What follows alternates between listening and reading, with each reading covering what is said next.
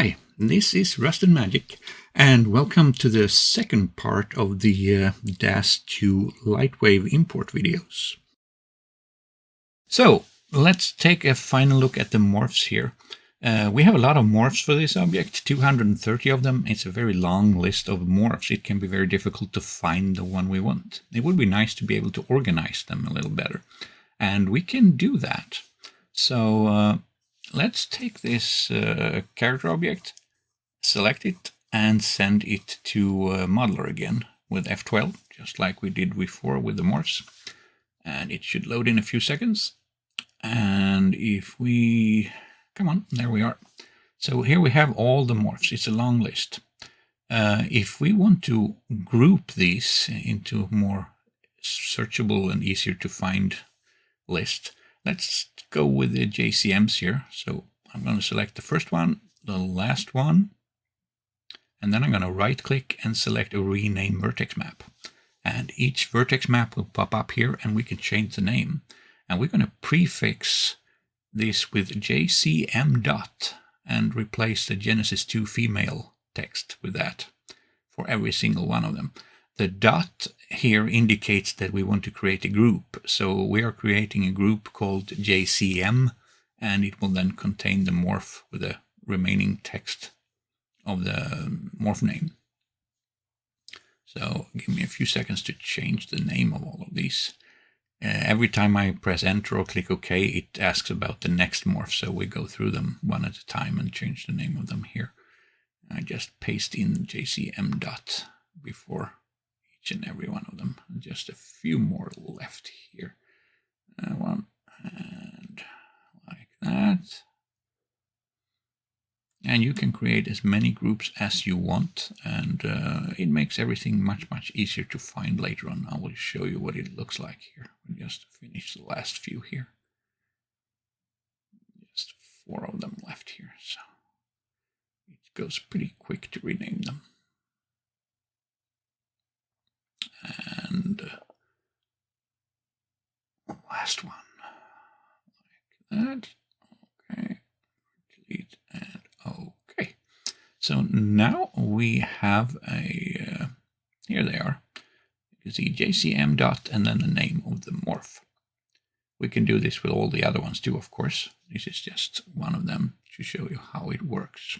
We save the object and we go back to layout again. It's going to take a few seconds to update here. Give it a second or two. And there we are. We have our 230 morphs. And if we look here now, we have a JCM group here, as you can see. We can open and close that. And if we click on that one, open it up and click on a morph, we just get those morphs in that group. So it's much easier to manage. And I really like this. It's a good way to organize them so you can quickly find the ones you want. Split it up in face, JCM, lips, nose, whatever you want, X away, and so on. So that's very nice and works well.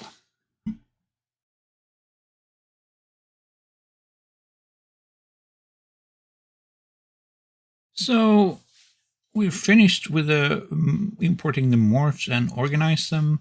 Maybe we should clean up the materials. Just a quick little fix here to have them look a little bit better before we move on. We're going to do more with the surface later, but let's just do some quick changes here.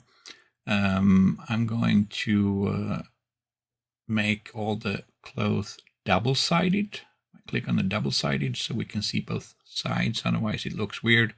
Same thing with the top. We need to do the shorts. And the hair needs also be double-sided. For the character we don't need double-sided, but we do need it for the eyelashes, at least. Maybe the fingernails also.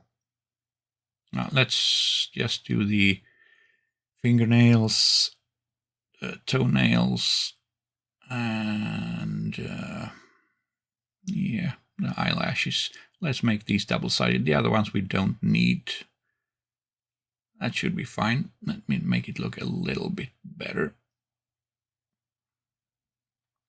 Yeah, I think that's a good start here.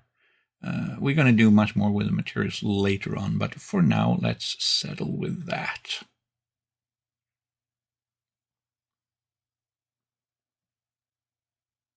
Yep, that looks fine. If we take a look in VPR here, it looks pretty okay. There's nothing to complain about so far. They don't look very realistic yet. We have not much in terms of bump maps and so on, and there's lots of things you can do later. We're also using the standard materials at the moment, so let's go on. There is one more thing I would like to do with the morphs here. We're going to save the character again as temp1 here, and I would like to add an extra morph. Let's say we forgot to add one before and we need one new extra now. We don't need to re-import everything to do that. We can just add it later on. So I'm going to show you how to do that. Let's find some morph here. Can we use something that is fairly obvious? Yeah, we have the hair here. Let's add a morph to the hair. So we have wind morph here in the hair, waves it a little bit. That's fairly obvious. Let's use this one. So we are going to apply the morph 100%. And then we are going to do export. And we're going to call this temp1, as I said before. And this time we are going to uncheck include morphs because we don't want the morphs. The morph we selected for the wind in the hair is baked into the character, so we don't want to actually export any morphs. We really don't need any materials, so that doesn't matter. And if we look into the morphs here, we'll see that it bakes the wind morph here. So that's fine. That's what we want. So we are actually saving the character out with that morph applied now. So it's a different geometry compared to the one we exported the first time. It's going to take a little while to export it. And then we can go to layout. And we'll see if we can get this working for us. We don't need this at the moment.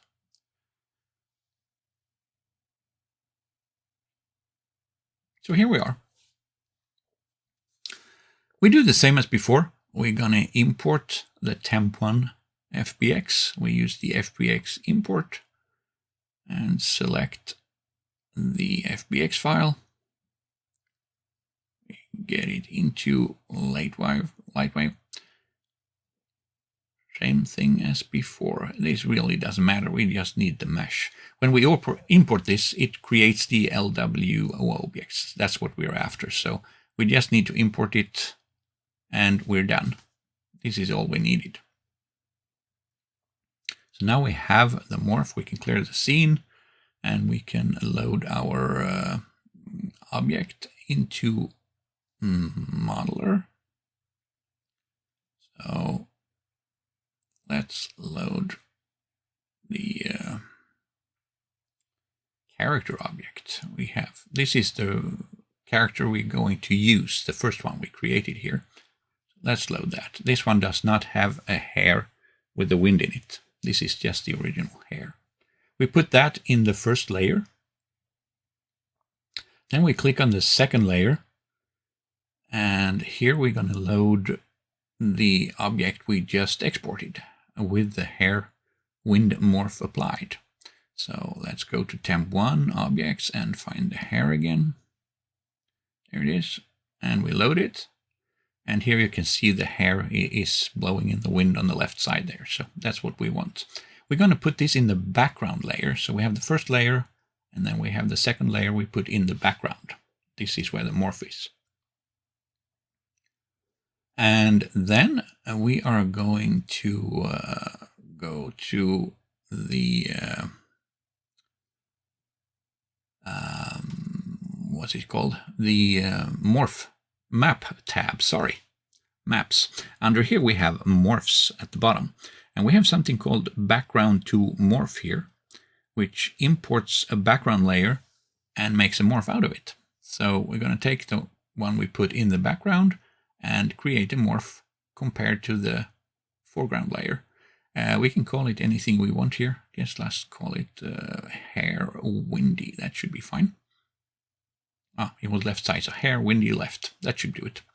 Press OK, and at the bottom you can see the progress bar here. So it takes a little while. It's a quite complicated mesh with lots of polygons.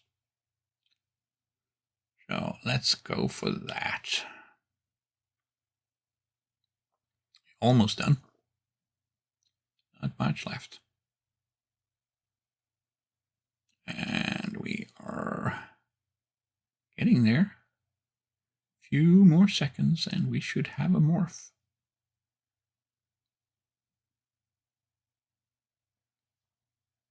It compares the background with the main mesh and creates a morph from that. So here we have it. We didn't have any morphs before, but now we have it here. So as you can see, it's moving the mesh in the wind there. Exactly what we wanted. That's perfect. So I'm not going to save it because I really don't need it. But if you save this object, get back to layout, you will have that morph in the hair and everything will be nice. So that's an easy way to add morphs if you forgot to add some. Thank you so much for watching, and I look forward to see you next time.